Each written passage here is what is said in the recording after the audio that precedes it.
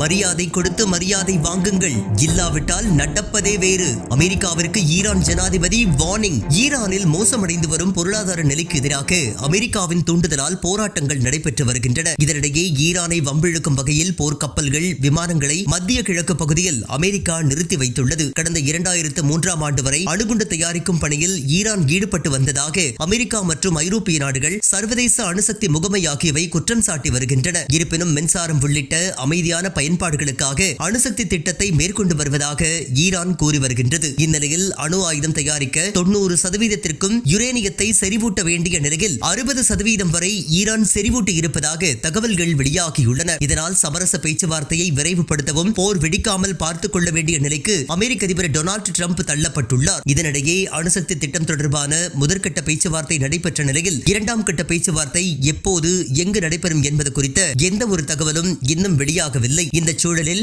மரியாதை அளிப்போருக்கு ஈரான் எப்போது மரியாதை அளித்துள்ளது. ஆனால் ராணுவ பலத்தை பயன்படுத்தினால் அதை ஏற்றுக்கொள்ள முடியாது என்று ஈரான் அதிபர் மசூத் பெசஸ்கியான் தனது எக்ஸ் தளத்தில் தெரிவித்துள்ளார். மத்திய கிழக்கில் நட்பு நாடுகளின் முயற்சியால் நடைபெற்ற ஈரான் அமெரிக்க பேச்சுவார்த்தை அடுத்த கட்ட நடவடிக்கை என்றும் அவர் குறிப்பிட்டுள்ளார்.